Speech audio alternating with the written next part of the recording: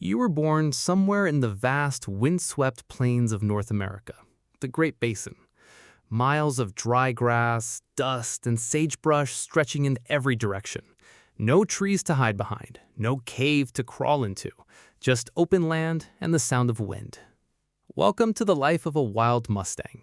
And before you get too excited about that word, wild, free, untamed, let me walk you through what that actually means day by day. You have been alive for approximately 4 minutes, and you are already expected to stand up.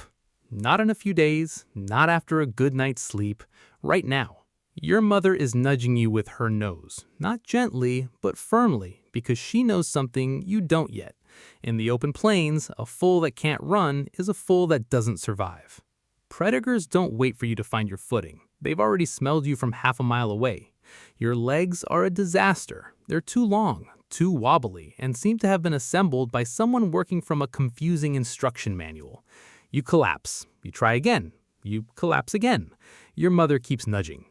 Around you, the rest of the herd stands in a loose protective circle, watching the tree line, watching the sky, watching everything.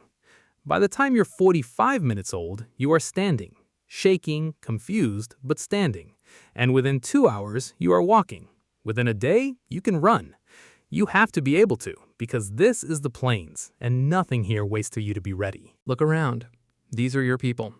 The band, that's what a group of wild horses is called, not a herd, a band, is made up of a few mares, their foals, and one stallion who leads them. He's large, scarred, and moves like he owns every inch of ground he stands on, because as far as he's concerned, he does. Your mother is a mare. She's your entire world for the first few months of your life. You stay close to her. You drink her milk. You follow her footsteps exactly. When she stops, you stop. When she runs, you run. When she tenses and raises her head to stare at something in the distance, you freeze. Because that look means something has caught her attention, and that something is probably not a butterfly. The other foals in the band become your companions. You play.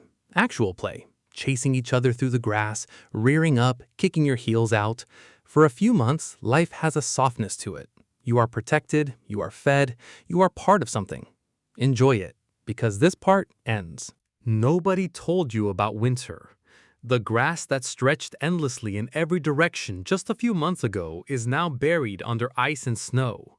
The streams where you drank every morning are frozen solid. The wind that was merely uncomfortable in summer has become something else entirely, a cutting, relentless force that drives snow sideways and drops the temperature to levels that make even the adults in your band lower their heads and press together for warmth. Food is now a full-time job. You scrape at the snow with your hooves, searching for frozen grass underneath. Sometimes you find it. Sometimes you scrape and find nothing.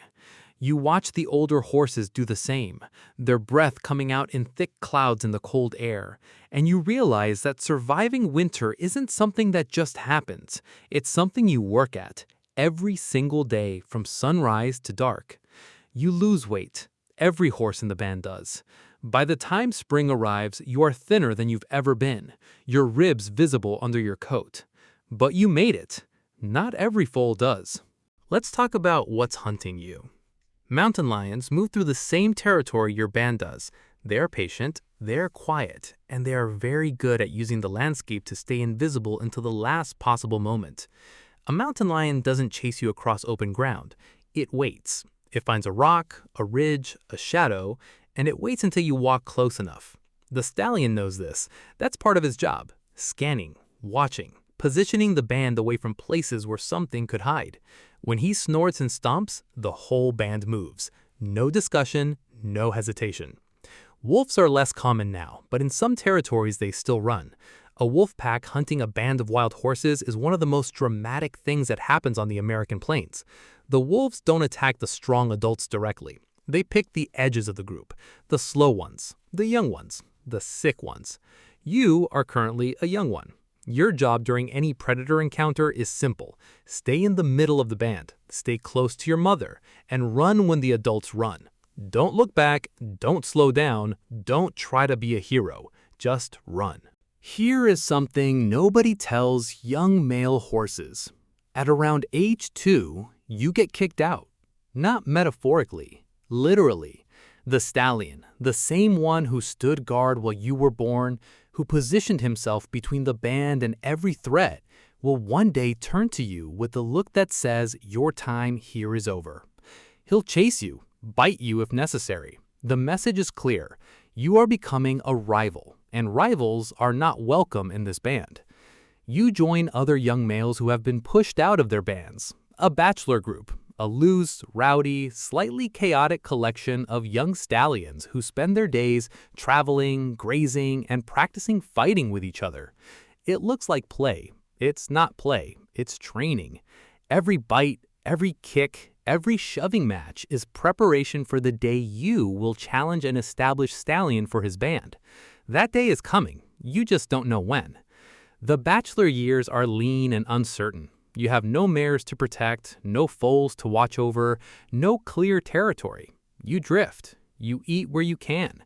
You grow stronger slowly, year by year, and you watch established bands from a distance, calculating. When you are around 4 or 5 years old, something shifts. You're no longer a gangly teenager. You are a stallion, broad through the chest, powerful in the hindquarters, with the kind of confidence that only comes from years of surviving everything the plains have thrown at you. You find the band with a stallion who is older, slower. The signs are there if you know what to look for. The way he moves, the way he holds his head. You circle, you call out, he answers. What happens next is not graceful. 2 stallions fighting is brutal and exhausting, rearing up, biting at necks and legs, striking with hooves. It can last minutes or it can last much longer. Injuries happen, serious ones. But if you win, if the older stallion finally turns and walks away, the band is yours. The mares, the territory, the responsibility. You stand in the center of the grassland, breathing hard, muscle shaking, and you look at what is now yours to protect. It is everything, and it is also everything you are now responsible for keeping alive. You have survived mountain lions. You have survived wolves. You have survived drought and blizzard and the brutal politics of stallion society. But there is one threat that comes from nowhere and makes no sense to any instinct you have ever developed. Helicopters. The United States government periodically rounds up wild mustangs because the population grows faster than the land can support. Helicopters drive bands across the plains, pushing them toward holding pens. Families that have stayed together for years are separated in an afternoon. Foals lose their mothers in the chaos. Stallions that have never been touched by a human hand suddenly find themselves in a metal pen with nowhere to run. Some horses are adopted. Some spend years in government holding facilities. A few are returned to the land. You don't understand any of it. You only know that one day the sky made a noise and everything you knew disappeared.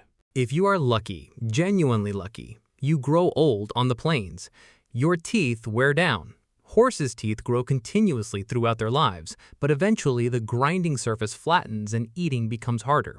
You lose more weight than winters now. The younger stallions in the region give you looks you recognize, because you once gave those same looks to older horses. But some mornings you stand on a ridge in the early light, the plains stretching out in every direction, the band gathered quietly around you, and the world is completely still. No helicopter, no predator, no blizzard, just grass and sky and the sound of breathing. You have been free your entire life, genuinely, completely free. No fence ever held you, no hand ever controlled you. That's not nothing.